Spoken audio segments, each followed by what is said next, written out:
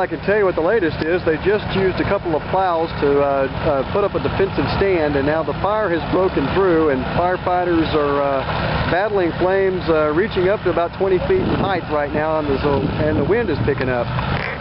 But this is all part of a plan, they say, to back burn and burn up the fuel so the fire cannot spread any further.